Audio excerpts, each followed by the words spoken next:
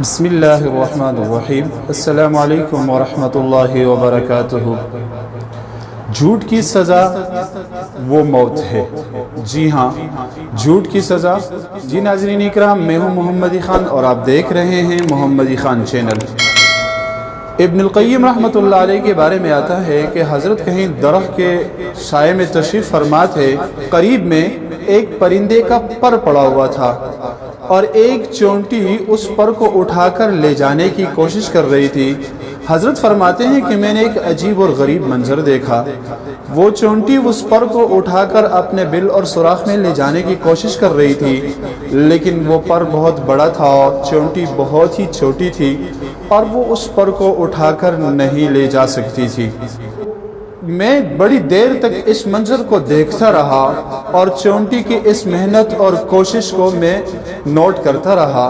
وہ بار بار یہی کوشش کرتی تھی کہ اس پر کو اٹھا کر اپنے سوراخ تک لے کے جائے، لیکن وہ پر بہت بھاری تھا اور وہ چونٹی سے اٹھایا نہیں جا سکا۔ تو پاس میں درخت کی جڑ میں وہ چونٹی چلی گئی اور وہاں پر اس نے اپنے دیگر ساتھیوں اور پوری فوج کو بتا دیا کہ یہاں پر ایک پر پڑا ہوا ہے، لیکن میں اکیلے اسے نہیں اٹھا سکتی۔ میں کیا ہی دیکھتا ہوں کہ چونٹیوں کا ایک لشکر اور ایک فوج آ رہا ہے اس پر کو لینے کے لیے۔ میں نے وہ پر اٹھا کر اپنے پیچھے چھپا لیا ان کے آنے سے پہلے۔ جب چونٹیاں وہاں پہنچی اور وہ اس پر کو تلاش کرنے لگی، وہ پر انہیں نہیں ملا اور پر انہوں نے نہیں پایا۔ بڑی دیر تک تلاش کرنے کے بعد ساری چونٹیاں اپنے بل میں واپس چلی گئی اور اپنے سوراخ کی جگہ واپس چلی گئی۔ ایک چونٹی دیر تک اس پر کی تلاش میں لگی رہی ہے۔ شاید یہ وہ پہلی والی چونٹی ہوگی جو اس پر کو تلاش کر رہی تھی اور ادھر ادھر گھوم رہی تھی۔ میں نے وہ پر اٹھا کے اس کے سامنے رکھ دیا۔ پر کو دیکھتے ہی وہ چونٹی بہت زیادہ خوش ہو گئی۔ اس نے پھر سے اس پر کو اٹھانے کی کوشش کی اور لے جانے کی کوشش کی، لیکن وہ پر کو اٹھا نہ سکی کیونکہ وہ پر بھاری تھا اور وہ چونٹی اکیلے اسے نہیں اٹھا سکتی تھی۔ اس لیے وہ چونٹی دوبارہ اپنے ساتھیوں کے پاس چلی گئی اور انہیں اس خبر دینے کے لیے کہ وہ پر وہاں موجود ہے۔ اب پہلے کی بنسبت اس بار اس کے ساتھ بہت ہی کم چونٹیاں اس سوراخ اور بل سے نکل کر آئی۔ چونٹیوں کے پہنچنے سے پہلے وہ پر میں نے اٹھا کے پیچھے پھر چھپا لیا۔ چونٹیاں جب وہاں پہنچی تو انہیں پر نہیں ملا۔ انہوں نے بڑی دیر تک تلاش کیا۔ تلاش کے بعد ساری چونٹیاں واپس اپنے سوراخ کی طرف چلی گئی۔ ایک چونٹی دیر تک پر کو تلاش کر رہی ہے، شاید یہ وہی وہ پہلی والی چونٹی ہو۔ میں نے وہ پر اٹھا کر اس کے سامنے رکھ دیا۔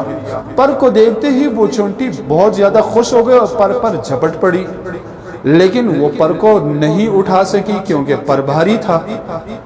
اب تیسری بار یہ چونٹی پھر واپس اپنے دیگر ساتھیوں اور چونٹیوں کے پاس چلی گئی، ان کو یہ خبر دینے کے لیے کہ وہ پر وہاں موجود ہے۔ جب وہ چونٹی گئی اور اپنے ساتھیوں کو بتایا، شاید اس بار چونٹیاں آنے کے لیے تیار نہیں تھی، لیکن پھر بھی اس کے ساتھ 7 8 10 چونٹیاں نکل آئی اس پر کو لینے کے لیے۔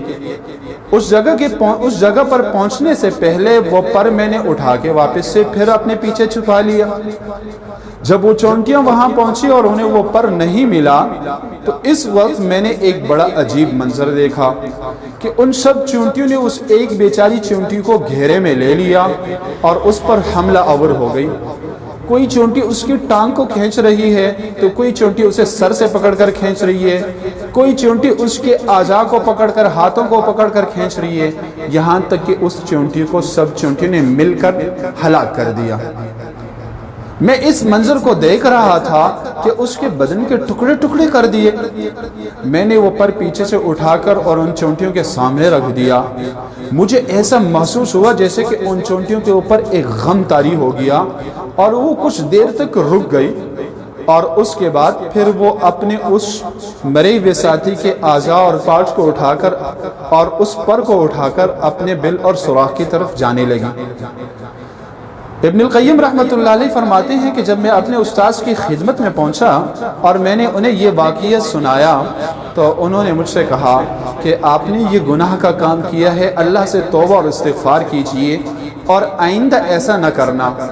اور پھر علامہ ابن تیمیہ رحمۃ اللہ علیہ نے فرمایا کہ پاک ہے وہ ذات، بابرکت ہے وہ ذات جس نے جھوٹ کی نفرت پرندوں میں، جانوروں کے دلوں میں بھی بٹھا دی ہے۔ جی ہاں، یہ آپ نے اس واقعے میں دیکھا کہ چونٹیوں نے مل کر اس ایک چونٹی کو مار ڈالا۔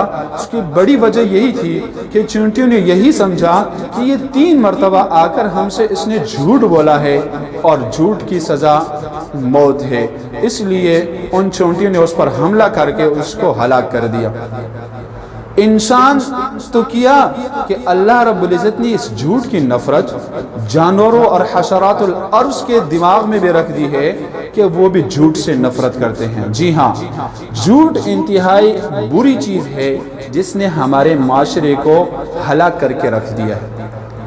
اپنی زندگی کے 2 منٹ خرچ کر کے میرے ساتھ ذرا آپ سوچئے گا کہ صبح سے لے کر شام تک ہم دنیا کے معمولی سے فائدے کے لیے کتنے جھوٹ بولتے ہیں، اور کسی معمولی سے نقصان سے بچنے کے لیے ہم کتنا جھوٹ بولتے ہیں، ہم مذاق کے اندر کتنا جھوٹ بولتے ہیں۔ یقیناً آپ سب کا یہی جواب ہوگا کہ ہم ہر وقت ہر لمحے جھوٹ ہی کا سہارا لیتے ہیں، اس لیے ہمارے معاشرے کے اندر سے وہ روحانیت ختم ہو گئی ہے، وہ برکت ختم ہو گئی ہے۔ میری آپ حضرات سے ایک التجا اور درخواست ہے کہ رات کو سونے کے لیے اپنے بستر پر جانے سے پہلے ہر آدمی کو اپنے گریبان کے اندر جھانک کر سوچنا چاہیے اور پورے دن کا محاسبہ کرنا چاہیے کہ آج کے دن میں نے کتنے جھوٹ بولے ہیں اور کتنے سچ بولے ہیں۔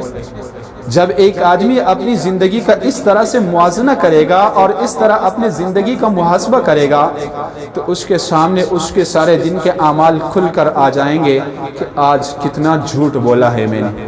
اور اگر ایک آدمی اپنے دن کے اعمال میں جھوٹ نہیں پاتا تو اسے اللہ تعالیٰ کا شکر ادا کرنا چاہیے کہ اس ذات نے سچ بولنے کی توفیق عطا کی ہے۔ لیکن اگر ایک آدمی کو اپنے دن کے اعمال کے اندر جھوٹ ہی جھوٹ نظر آ رہا ہے تو آج سے تہیہ کر لے، آج سے عہد کر لے کہ ہم جھوٹ نہیں بولیں گے۔ جھوٹ اتنی بری چیز ہے کہ اللہ کے رسول صلی اللہ علیہ وسلم سے پوچھا گیا کہ کیا ایک مسلمان بزدل ہو سکتا ہے؟ اللہ کے رسول نے فرمایا جی ہاں۔ کہا ایک مسلمان لعنت کرنے والا ہو سکتا ہے؟ آپ نے فرمایا جی ہاں۔ کہا ایک مسلمان جھوٹ بول سکتا ہے؟ اللہ کے رسول نے فرمایا کہ مسلمان جھوٹ نہیں بول سکتا۔ اور جھوٹ اتنی بری چیز ہے اور اتنی بدبودار ہے کہ فرشتے بھی اس کے بدبو سے کئی میل دور تک چلے جاتے ہیں اور اس جھوٹے شخص کے پاس نہیں آتے۔ تو اگر آج ہم یہ ارادہ کر لیں، یہ تہیہ کر لیں اور اپنے اللہ سے یہ وعدہ کر لیں کہ ہم جھوٹ نہیں بولیں گے تو انشاءاللہ آنے والی زندگی اور ہماری اولاد کے اوپر اس کے اچھے اثرات مرتب ہوں گے۔